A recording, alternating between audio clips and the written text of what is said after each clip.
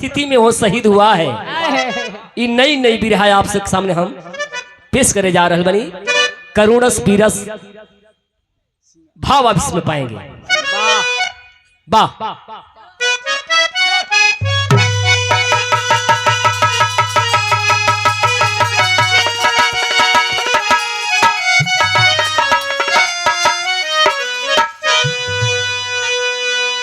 आयु शहीद जवानों की देन है कि हम और आप चैन की नींद सोते हैं। इसलिए भाव है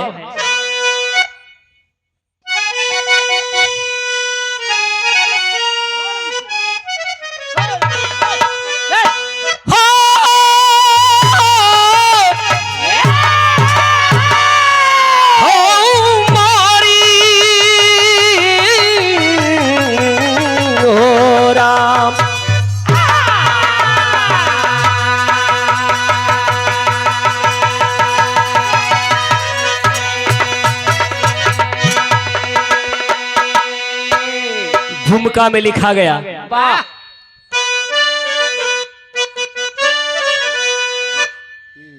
भाग्य में जो लिखा मिट सकता नहीं, भले लाख कोशिश कर ले कभी, लाख दौलती की झोली भी भर ले कोई, नाम उनका ही दुनिया में होता कभी, जो वतन के लिए सर कटाते गए।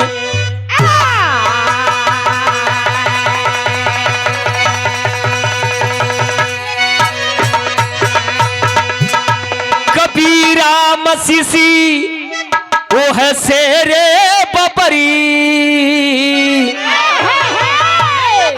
जो सदा के लिए सरी झुकाते गए।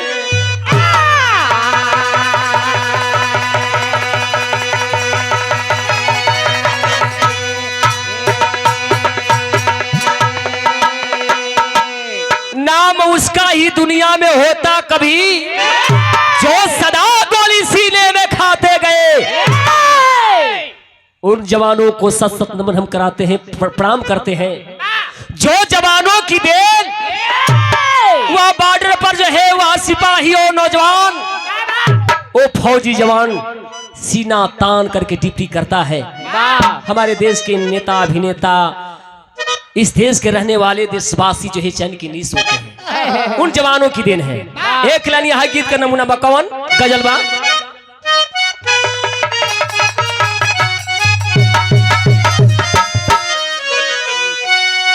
वाह, बड़ी पुरान गीत, गुरु रामदेव चाचा और बुलू चाचा की आवाज में।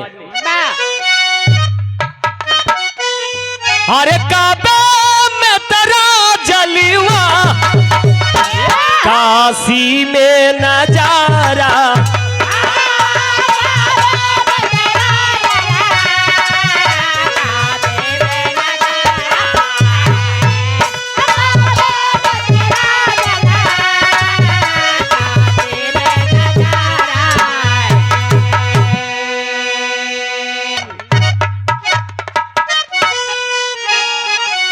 काबे में तेरा जलवा, काशी में नजारा है।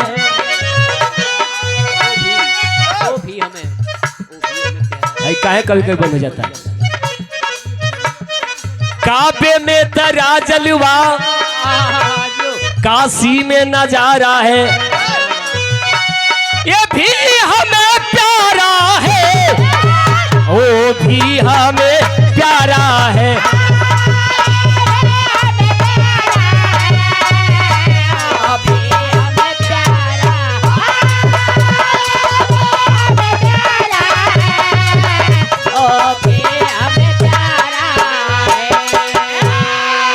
भाव लिखा गया, धन्य हो इस देश के सिपाही नौजवान, फौजी जवान, उन शहीदों के लिए क्या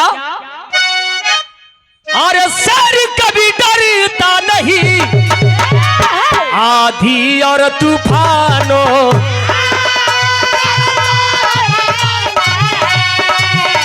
आधी और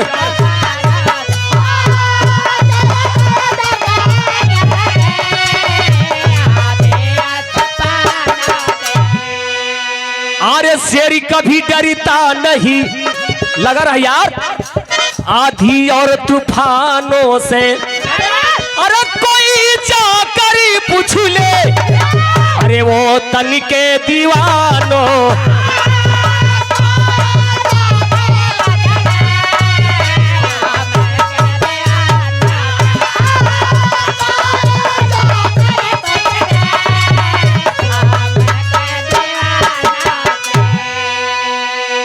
ये पुरस्कार प्यार बड़ा पुरस्कार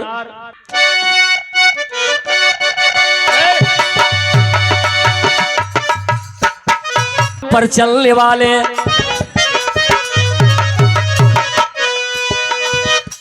कांटों पर चलने वाले काटा ही उनका प्यारा, कांटों पर चलने वाले काटा ही उनका प्यारा, जहां वीर सहोदर जन्मे है भारत देश हमारा।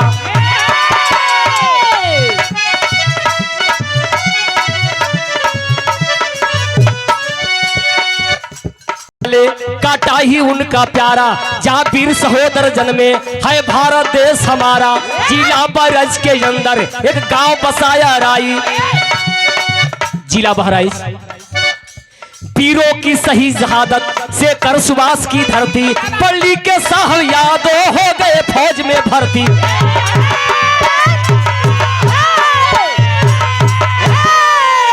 जिला बहराइच में को गांव आवेला अहिराई,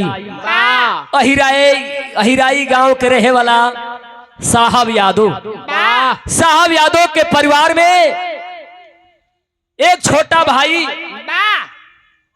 पत्नी के नाम सविता, और सविता के उधर से 2 ठे संतान, एक ठे बेटा एक ठे बेटी।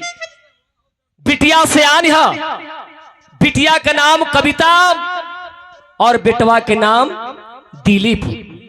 छोटा परिवार सुखी संसार बड़ा बढ़िया से जीन दशा कटत बा। ये हमारे साहब लाल यादव फौज में भर्ती हुआ। डिप्टी कहाँ लगल? कारगिल के मनसा इलाके, जो मनसा माई के नाम से जो इलाका जाना जाता है, डिप्टी वहीं पर लगी। डिप्टी पीरियड में साहब लाल यादव कुछ छुट्टी लेके अइला, बिटिया से आन है शादी कल जरूरी है। लड़का का खोज के बर बरेछा कैला, कैले के बाद डिप्टी के तैयारी कैले, अपने पत्नी से कहले कोनो शुभ मुहूर्त निकाल के शुभ समय देखे मई या जून में जन्मा, तू डेट फिक्स कर दिया शादी के, हमारे यहाँ फोन करी है, हम सगरी व्यवस्था कर दे। अपने ड्यूटी पर चले गए। आज जब डिप्टी कब गइला बाबू, वह जवान डिप्टी दे रहा है। ये हवर जन्मा पत्नी सविता जन्मा जनवर बरेछा रहे। जब जून के दिन आई, जून के महीना में कुल भाई बंधु गोइला दिन बारी रखला। आज जब दिन बारी तय हो गई, तब सविता अपने पतिदेव की फोन लगावत बिया। आ का कहत बिया, एक लाइन है गीत बा।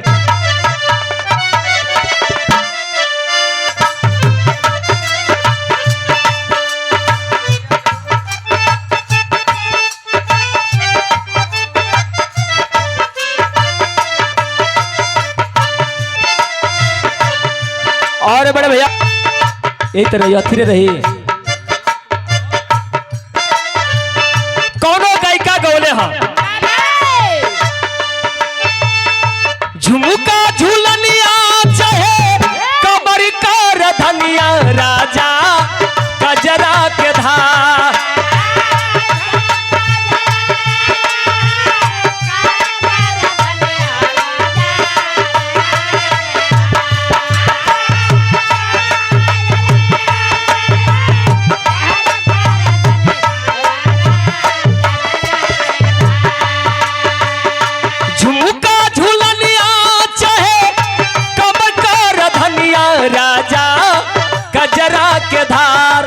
तोहर एक मुस्कान हमर सोरा हो सिंगार, हमारी सोरा हो सिंगार।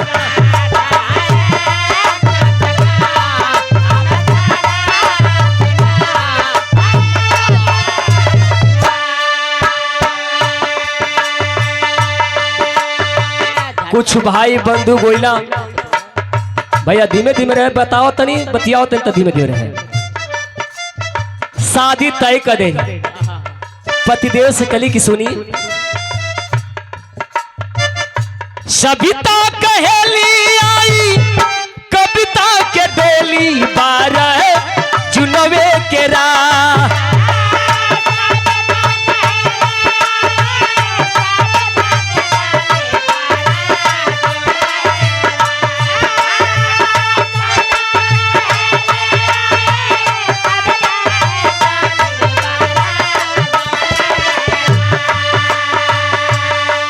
एगो बात हम बताई,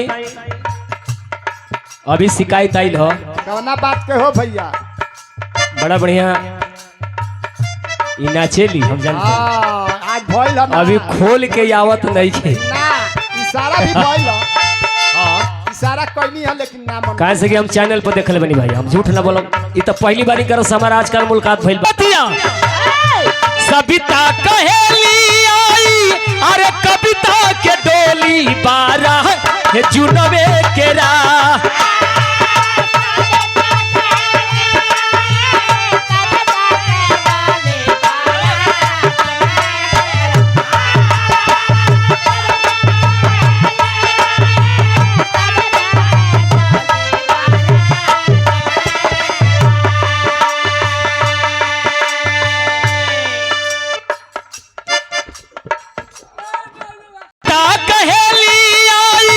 अरे कविता के डोली 12 जुनवे के राह।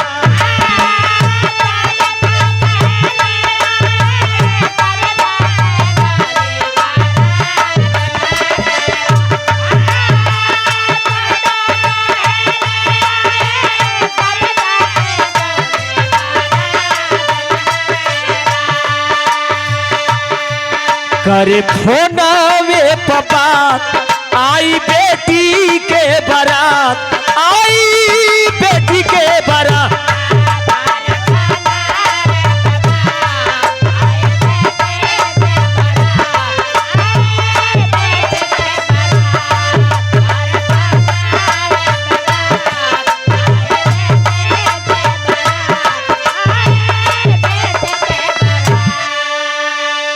और बड़े भरे फोनवे पर बात आई बेटी के बारात, आई बेटी के बारात।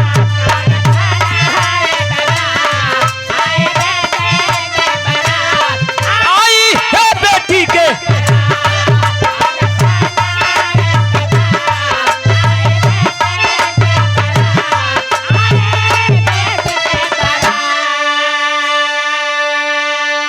कली के सैया जौन लइका तू बड़ बड़ इच्छा कैले रहला ओकर डेट शादी के दिन पड़ गई है, तय हो गई बा।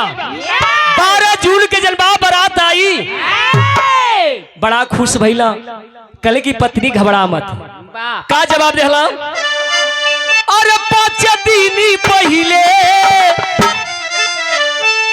अरे 5 दिन पहले हम छुट्टी ले के आई।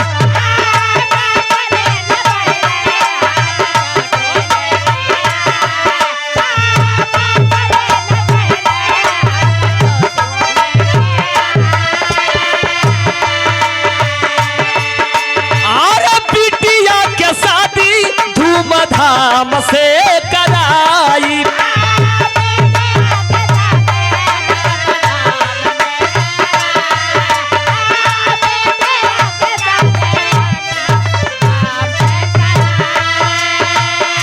छोचली न सविता सैया बीच बाजा धरवा हमारी छोड़ी दी है सा।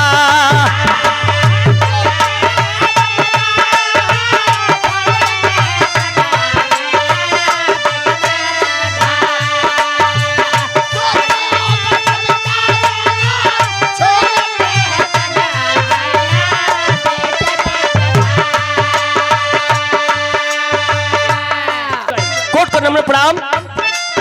न सविता सैया हर बीच बाजा धरवा हमारी छोड़ी दी है सा।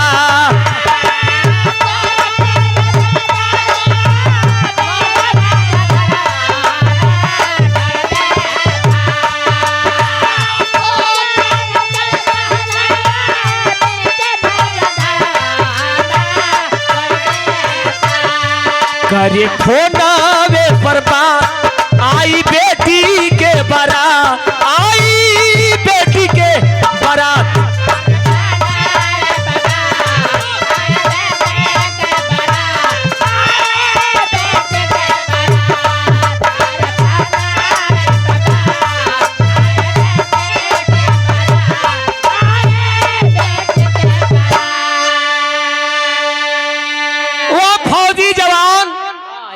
साहब लाल यादव कहने की घबराने की बात नहीं है।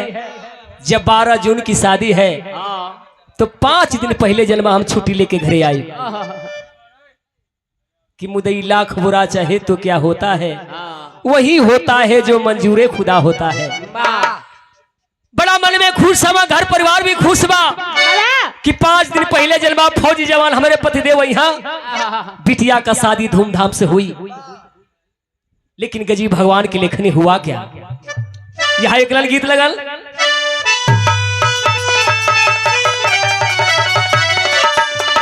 अबे तत्काले बात भाई ये नपाक इरादे पाकिस्तान वाले घुसपाई थी। पाकिस्तान के सैनिकों ने घात लगा कर बैठे हैं। उसी वक्त मनसा इलाके में अपने जवानों के साथ फौजी जवान चल दिया है। जब राइफल लेकर चला है बाबू घुसपैठी, जब देखे फौजी जवानों को हुआ क्या, बड़ी विचित्र घटना घटल। उहे गीतिया लगल,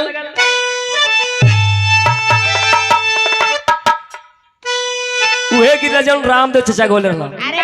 आज भी गीत नया झलक मिलेला भैया, अमर हो गोले जा। आज भी बिरहा जगत में नाम बा, अन्ना को नाम मीठी अमर बा। अरे झूलनिया के गुजवा अरे टूटली रोजो, अरे जवनिया में गड़िया छूटल हे राजा।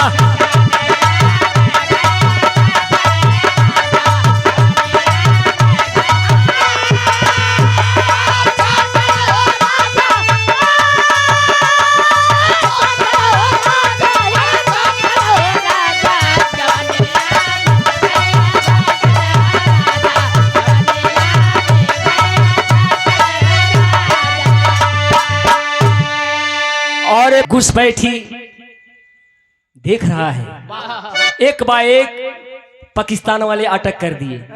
हुआ क्या, और चल गया टीम के और सजाइए बाबू, अरे बुझे ना बतिया घरवा जाइए बाबू।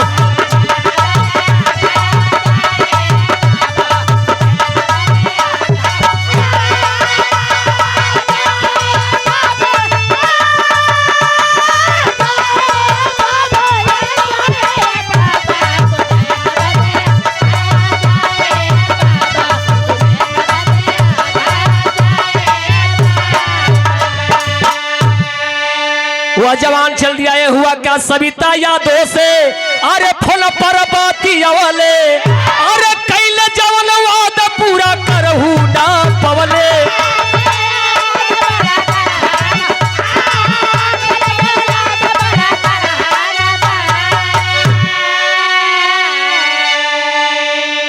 तबले में काली और तबले में काल में लड़ाई, ये बाबू बुझे न लसिया गरवा जाए।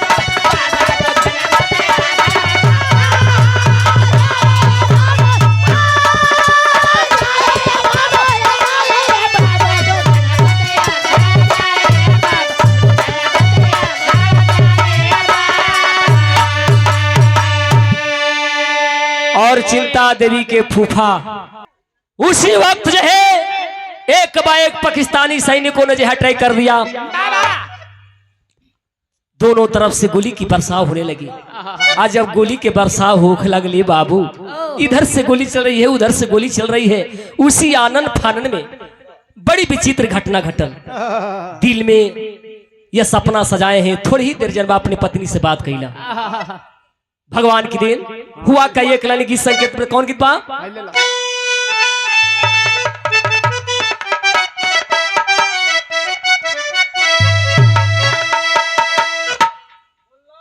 रामदेव चाचा वाली। हाँ और सासु मारता नवा हाय ना नदिया मारता नवा रे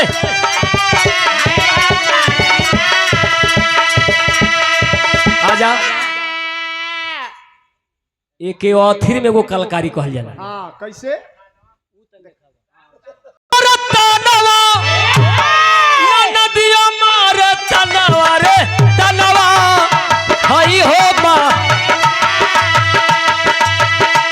ये तनवा हाय हो मारे ता हमारे आगे के जमाल हरे तनवा हाय हो मा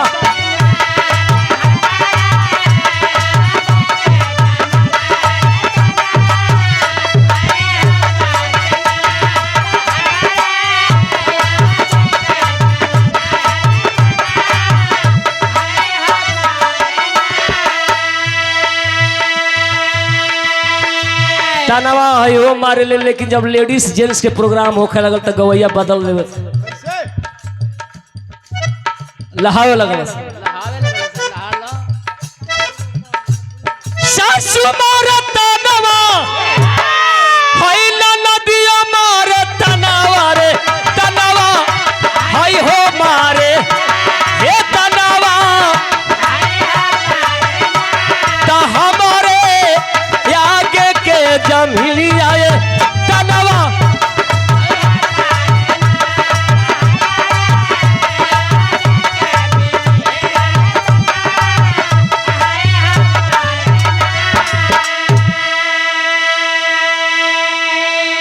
और उसमें आनंद फानन में गोली की वर्षा होने लगी। तब लिखल गई और मनसाइला का पारी अरे करहू न पवले पपिया गोलियां बरसे पपिया गोलियां सीमा परी चल ले जवाना रे पपिया गोलियां बरसे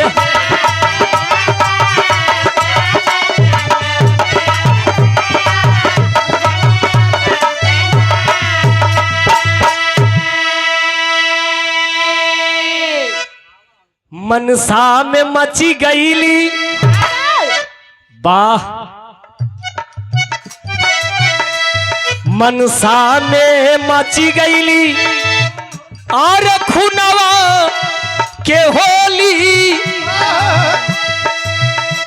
साहब यादों के लागली साहब यादों के लागली और सीनावा में गोली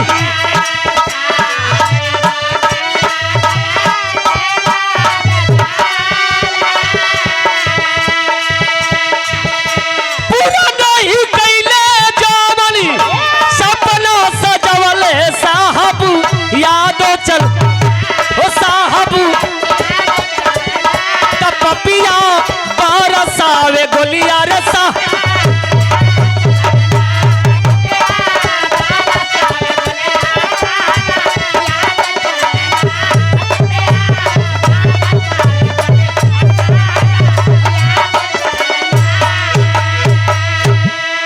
गोली की वर्षा होने लगी। बाबू एक गोली जो है जा करके साहब यादव के सीने में लगी है। साहब यादव फौजी जवान धरती पर गिर गया। गिरने के बाद छटपटाने लगा। सैनिक जाते हैं गोद में उठाते हैं, आंख से आंसू धारा चलत बा। सिपाही पूछ पड़े अरे ये देश का जवान, ये सीमा पर आने वाले जवान के आंखों में आंसू। वह जवान आंख में आंसू लेके रो रहा है। जवानों से कहता है जवानों मेरे आंख में जो आंसू देख रहे हो ये आंसू इसलिए नहीं कि मैं देश के लिए शहीद हो रहा हूं।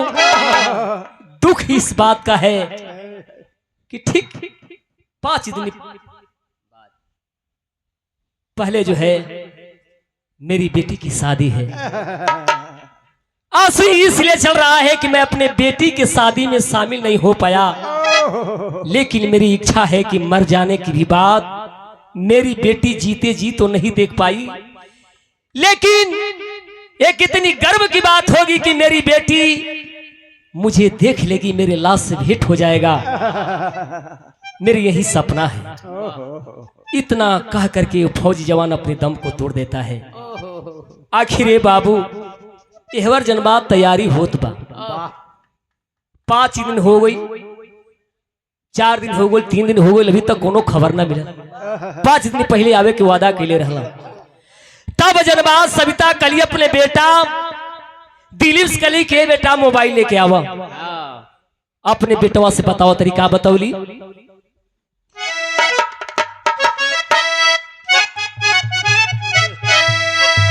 तेरी में लिखल गई कि रोकाई कैसे रोकी यसिया, अरे रोकाई कैसे रोका, अरे रोकाई कैसे रोके यसिया, धरवा जाई जब साहया तो के लसिया।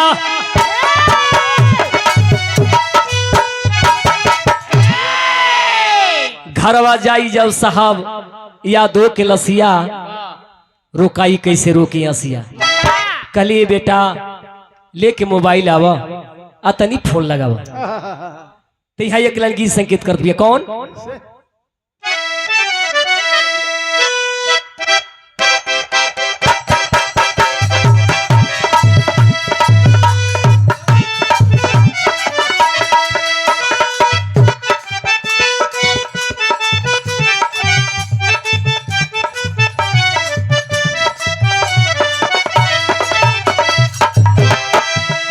बिहार के सुप्रसिद्ध गायक प्रमोद प्रेमी।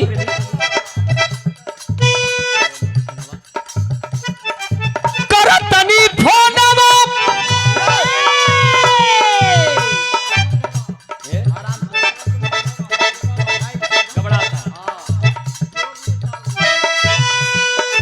करतनी फोनवा ये हमर सोनवा,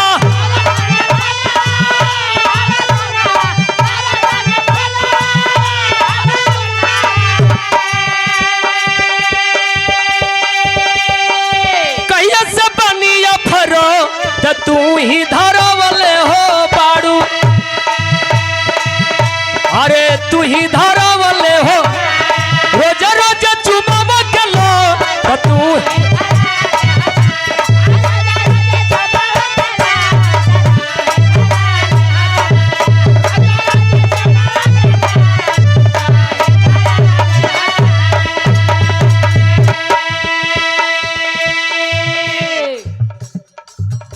मोबाइल आइल बा, आज जब फोन लगावत बा त का भइल बा। करतनी फोनवा ये हमर सोनवा,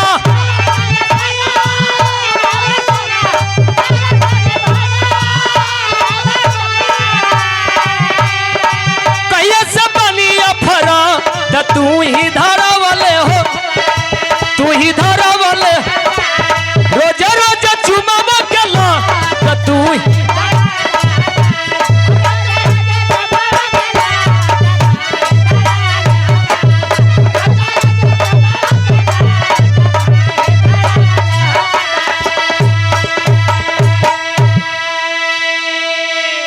और लाइल बा दिलीप बेटवा लगावत बा फोन, तब माई से बतौले बा। का बतौले बा? करतनी फोनवा बाजे नहीं चोदवा,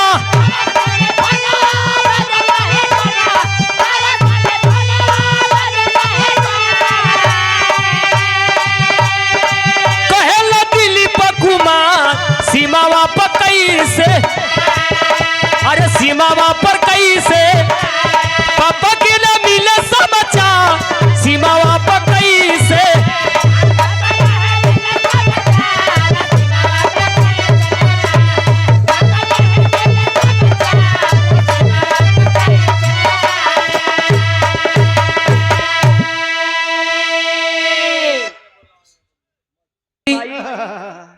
मोबाइल स्विच आबा, कोनो रिंग टोन जान पाना। माई सुनी बड़ा परेशान है। बेटवा कहलस कि माई हो रोज ओला, माई हो रोज होला पापा से फोनवा पर बतिया।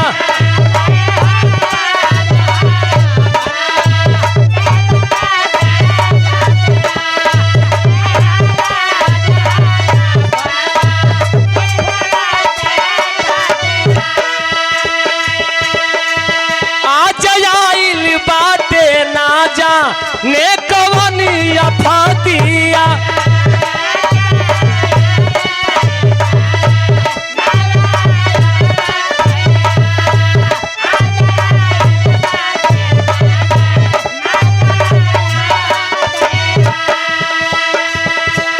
सोचली गुजरिया पर से नजरिया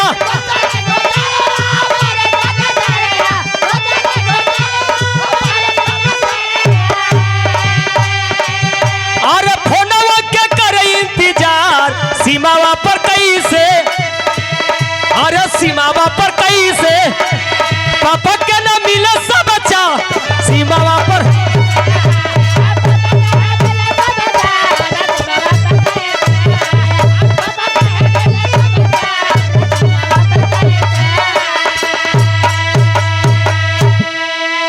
ए बाबू रिंगटोन ना जनत बा महतारी के जनबा सबता के दिल घबरात बा। हमारे पतिदेव कौना औलाद में हुई हैं अभी तक कैला ना रिंगटोन जान बा ना उनसे बात होत बा।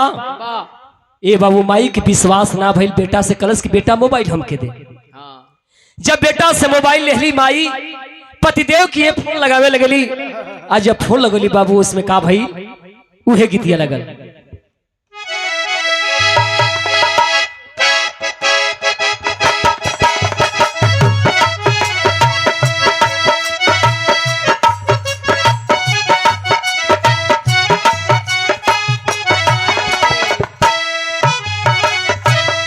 बड़ी पुरान गीत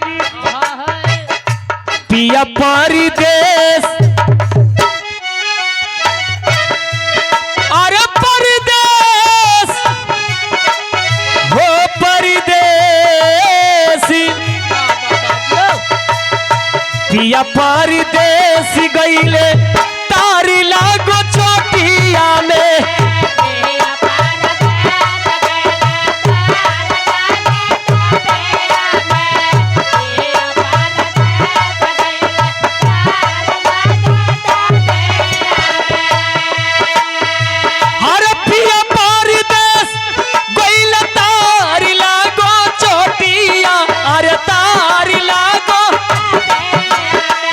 पाची के बदले 25 लागे चोटिया में।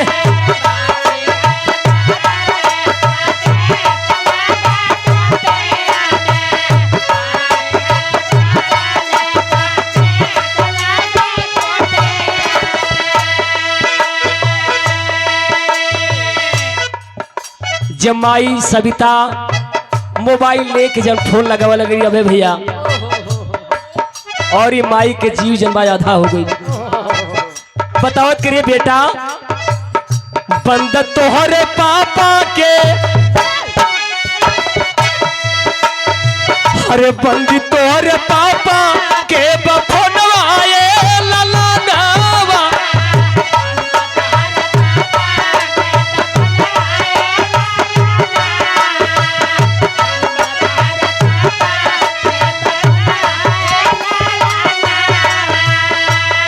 और बड़े भैया पापा के बफनवाए सुगानवा।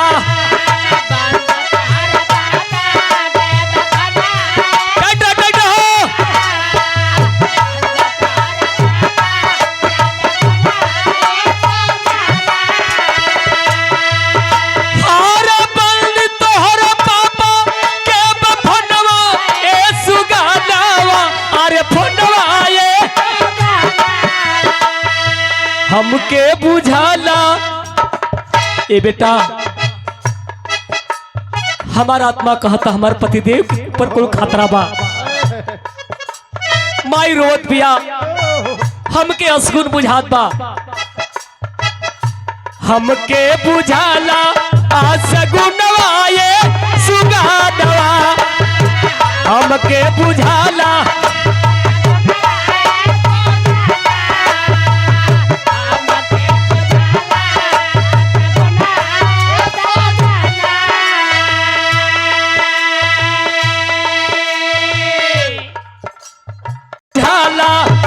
सगुनवा रे सुगानवा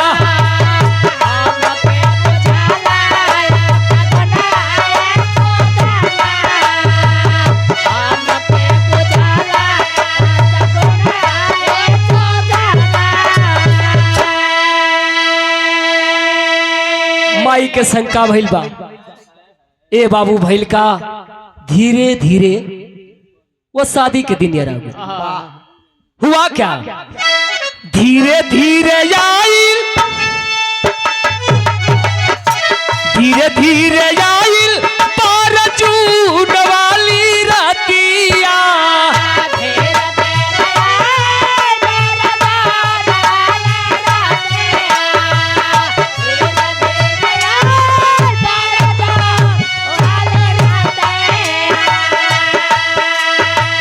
अरे फौजी जवान के घर आइल बिया लसिया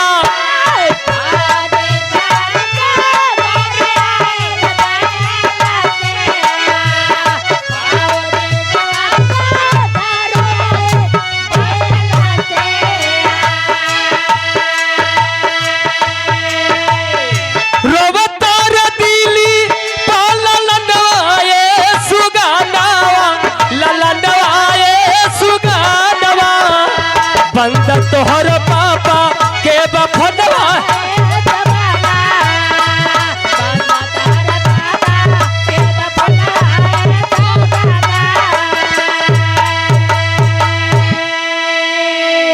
ए बाबू वह फौजी जवान लकड़ी के ताबूत में शरीर को रखते हैं फौजी जवान की लाश को रखते हैं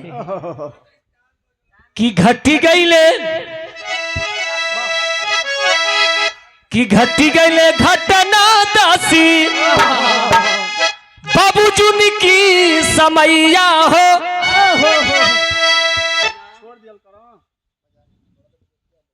आ छोड़ी के वतनवा परैले सुगानवा कैसन विधाना की मर्जी अखुन में रंगाइली वर्दी ए हवर लिया राई गोइल बेटी की सगैया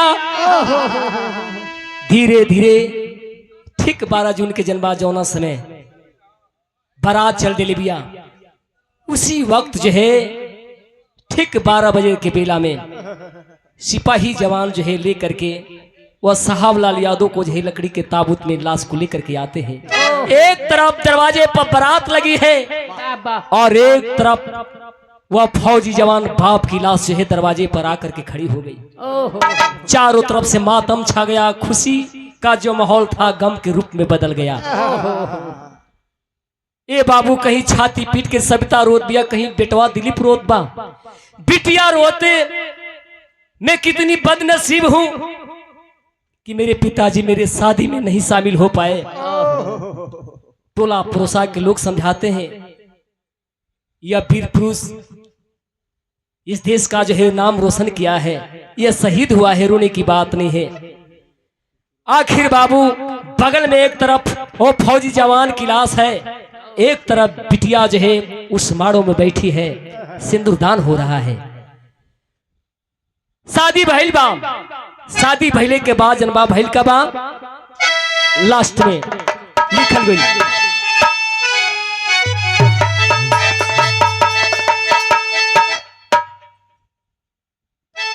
आज बाबू शादी धूमधाम से भइल एक तरफ बेटी अपने ससुराल को जा रही है एक तरफ बगल में वह पिता की जो है चिता सज रही है यही भाव लिखा गया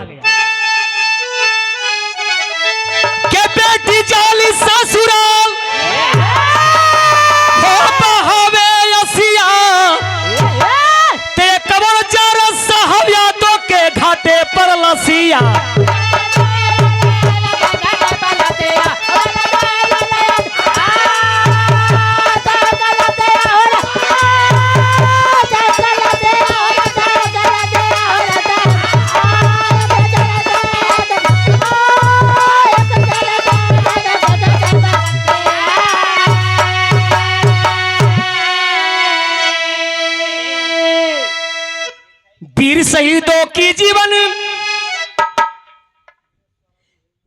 यही है अब ये गाता। अरे फौजी जवान सीमा परी मरते आते हैं और सब जाता, तभी दबा पहले सब याद हो बहावी हसिया। एक और जरे साहब यादों के घाटे पर लसिया। एक तरफ बेटी जा रही है अपने ससुराल को, एक तरफ पिता की अर्थी जो है शमशान घाट जा रही है अंतिम दाह संस्कार करने के लिए। तो लिखा गया लास्ट भावा कि गुरु बिहारी गुरु गणेश रामलाल गुरु पाका स्वर्ग सितारे कवि चंद्रिका पे चनका विजय पताका।